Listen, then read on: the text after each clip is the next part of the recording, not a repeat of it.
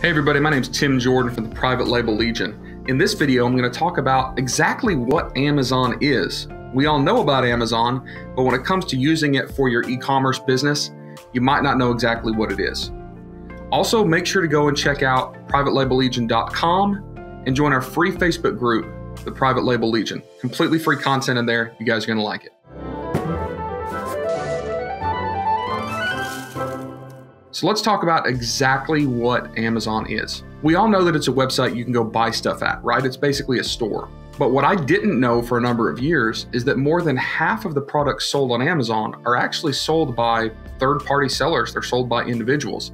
And if you go into Amazon and you look at the offers, you'll see who's actually selling it, Amazon or a third party. We'll get into that in a later video. But what you need to know is that Amazon is considered a marketplace, and a marketplace is very different than an e-commerce store. All right, so let me try to explain this. When I go to an e-commerce store, let's say homedepot.com, this is their website, it's their domain, they pick and choose what products are on it, and essentially they own those products, right? I am buying directly from them. There's gonna be a lot of different products, but they're probably gonna be limited to the types of things sold at Home Depot. You're not gonna find Nike tennis shoes on homedepot.com. Home Depot completely owns all of the intellectual property. They own all of the ability to pick and choose what they list, where they list it, how they list it, what types of things are featured.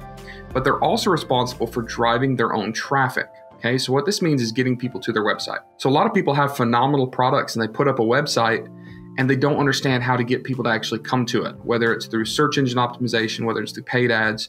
It's a struggle, right? So Home Depot is got an amazing website. It's great that they have all of the products listed on there and people coming to it, but it took them a lot of work to drive traffic to it. Ultimately, they're in a pretty good spot. That is what we call an e-commerce platform.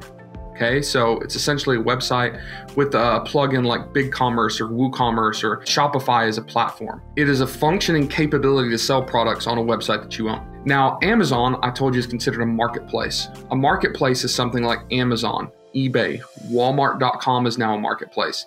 Even like Target.com is setting up a third-party e-commerce marketplace. So think about the difference between an e-commerce store using a platform and an e-commerce marketplace like this. If I'm going shopping, all right, I get in my car and I'm driving to the store and I go to a standalone boutique store and I walk in and the store owner owns the store. They own all the merchandise on the shelves. They are essentially completely controlling that store. That's fine and good. But getting people to actually come to that store is tough. Now, if they can get people coming to that store like Home Depot, you know, people are always in that parking lot walking in the store, that's great. But if I have a small boutique store, it might be hard to get people to come to that store. And it's also expensive. I have to lease the building, I have to pay the utilities. I have to do a lot of work and there are a lot of expenses just to get that thing rolling. But if I have a really cool product and I decide, hey, maybe I can sell this to Walmart, and Walmart puts it on their physical store shelf. What are the advantages of Walmart?